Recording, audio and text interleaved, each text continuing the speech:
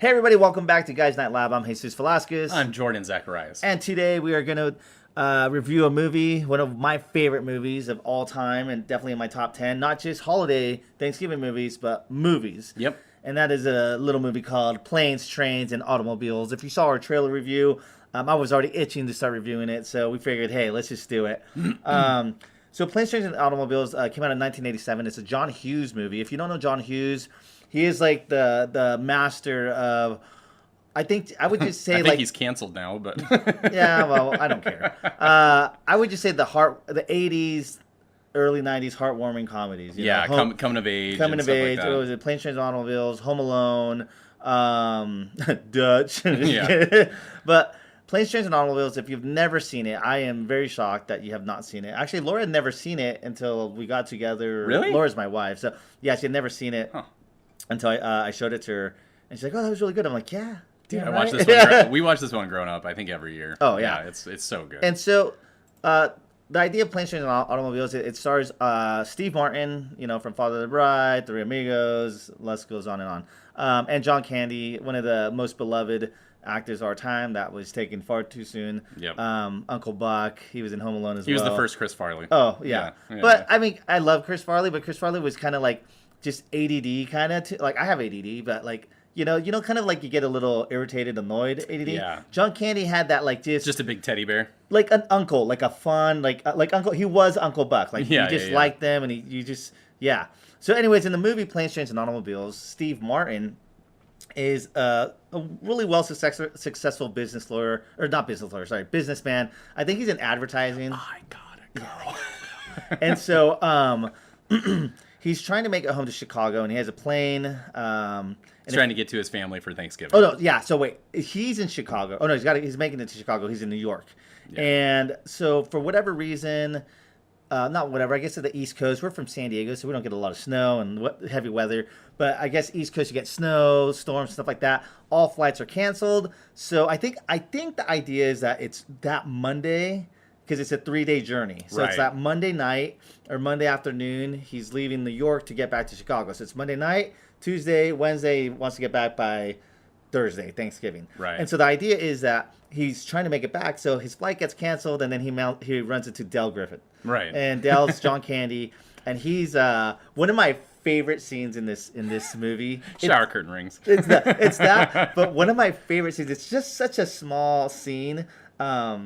It's just so. I think AVGN, James Rolfe, quoted this too, but I love it so well. Where he's reading his book and he's like, and he looks up. He's like, and Steve Martin's looking at him, and I love it where he's like, they go back to when John Candy's in the cab. They change his outfit, and he's like.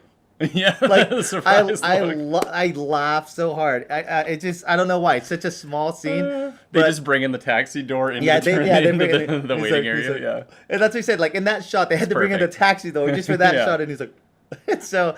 But anyways, so many classic scenes in the movie. John Candy is lovable, but he's kind of I could see how he ne'er-do-well. Yeah, I could see how he could be irritating in a sense because. He's kind of watching over himself only, but he's not being selfish in a malicious way, but that's just who he is, and he's not really going to change for anyone. Well, and you don't really know anything about him when you first meet him. Yeah. You have no idea what's going on with him. But it's almost like that, like not Fred and Ethel, but The Odd Couple. Yeah. Yeah. And once again, like other movies, like such as Son-in-Law and in Dutch, you have one uptight character of any road trip movie.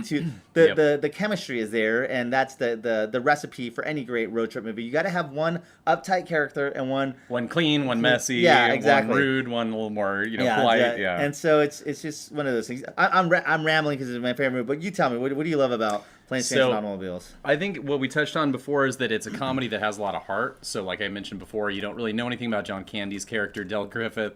And then by the end of the movie, it actually really is moving when you learn about his character's backstory, even though it's a really simple one. Mm-hmm. And to me, it's one of my favorite movies of all time, for sure, at least in my top 20. Mm-hmm. I think it's one of those where it's one of those films where I think it's pretty perfect. Like, I don't watch it ever and go, you know what I wish they would have done here? Yeah.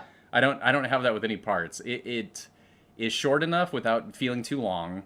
I think it's a perfect length for a comedy. It's probably like almost 2 hours, right?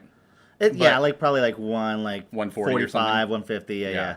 So to me, the pacing, the comedy, the writing, and the the two stars, Steve Martin and John Candy, are two of my favorites. And their characters in this, I just think are perfectly written for them. Oh. And so to me, it's a classic. Every time I see the poster, it puts a smile on my face. Yeah. But yeah, to me, it's an all-time classic because again, it's a comedy that actually has heart. Yeah. There's movies like classics that I watched even recently, like Stripes with Bill Murray. Yeah. And watched and I was like, that movie went in a weird direction the second half and stuff like that. And it's not one that has a lot of heart to it. Like it's funny, but it doesn't have a lot of heart. This movie has heart, it has warmth, but it has great characters too. Absolutely. And I think one of the things is for this movie, like this is one of the movies that, so I always have they call it a Friendsgiving, but I call it potluck o turkey. It's a lame name, but that's what I call it. Shut up. But anyways, I have a bunch of my friends and we come over and people hang out. And sometimes the after party or people hang out and we watch Planes, Trains, and Automobiles. And sometimes people don't. Like the party might end a little sooner sometimes. Sometimes it goes longer.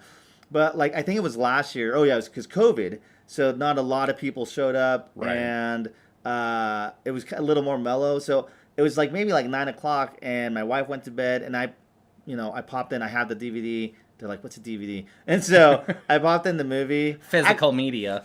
Actually, it was on NBC on Wednesday night. But, okay, so it's not a bad movie, but there are some bad words. And if you're going to watch it, do not watch the edited one. You just will not get the full immersion of the greatness of this movie. Yeah, I was going to say, what's funny about it is it's rated R, but it's literally only rated R for one scene. Yeah. It's just literally one scene because the F word is used about 20 times in this one scene and by Steve Martin, and that's it. And you don't, other than that, there's barely any language. Yeah. There's no nudity. There's a couple of vulgar parts, but it's not really anything. It's not really a rated R movie. There might be one like nudity scene, but it's like I think the cab driver is like. He has like dirty pictures on his cab. Dirty magazine pictures. Okay, But other than that, I mean, it's like a 3-5 second shot. But other than that, but the point is, you have to see the unedited version for Steve Martin's scene, though, because it's one of my favorite scenes in any movie of all time. It's so quotable when you can't quote it like all the time. Then how may I help you? Okay, gobble gobble. It makes me so happy that the secretary from Ferris Bueller's Day Off, which is maybe my favorite John Hughes movie besides this one, is in this too because she's perfect. Oh yeah, it's so great. And but yeah, what I love about the movie is like like you watch it with friends because it's funny and it's great. But like even like I said, like last year, like I watched it by myself and it was great because it was there's heart and it was just kind of like that moment of, well, I don't want to spoil it, if you haven't, it came out like almost 40 years ago. We can really spoil so it. If I'm gonna spoil it, okay, here's your thing: if you haven't seen it, stop, go watch it. Yeah. And here's the spoiler. Okay, like. It always gets me when like they make it to Chicago and then Steve Martin or Del and Neil like they become good friends and then it's kind of like they go on their they're like war veterans by the end. Yeah, exactly. They've been through a lot together. And then like Steve Martin's character realizes that wait, something's off with Del, like John Candy. And, the way he talked about his wife and stuff and everything. And so then he goes back and Del's just sitting. It's Thanksgiving like morning or whatever. And he's sitting like at the subway station by himself. That shot is so it's so sad. But what I love is it paints that picture of what Thanksgiving was and hopefully still is. It's like the depression and sadness of John Candy being at the subway station by himself because if you think about it, everyone is with their family. Everyone is with someone, and that's what Thanksgiving should be. That everyone is with their family and friends. But Del, John Candy's character, has no one. And that's when Steve Martin comes back and he asks Del, he says, what are you doing? Yeah. And he says his wife has been dead for however many years. So that's kind of the twist. So Steve Martin in turn ends up bringing John Candy to his home for Thanksgiving.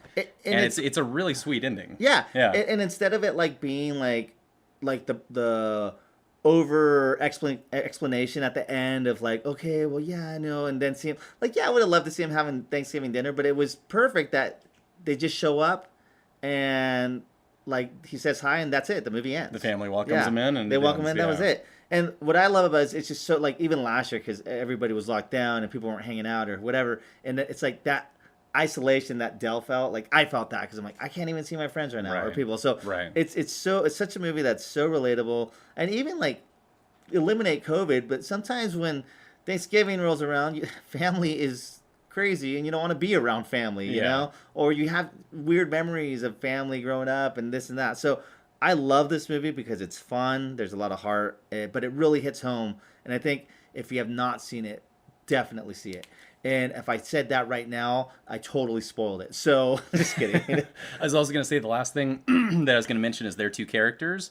It's funny because I can relate to both of them Yeah. at different points in the movie where you can totally be on Steve Martin's side, then totally on John Candy's side. And to me, that's why I said I think they're perfectly written characters because you can identify with both of them and then they end up together at the end. Yeah, it's great. I am totally John Candy in this movie, but as I got older, I understand Steve Martin's like frustrations. Yep. You know, as a father, I get his little tics of like, ugh, like being upset. Yeah. But like, if I was on a road trip with someone, I'd probably be John Candy. If I was by myself, I would be Steve Martin, easy. But I like by the end of it, he breaks Steve Martin. Yeah. Though, and Steve Martin is changed for sure. Absolutely. Yeah. So, anyways, check out Planes, Trains, and Automobiles this Thanksgiving, and happy Thanksgiving. I was about to say happy Halloween. Yeah, gobble gobble.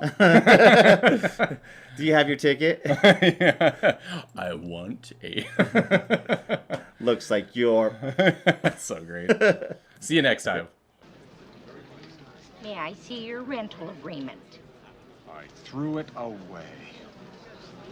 Oh, boy. Oh boy, what? You're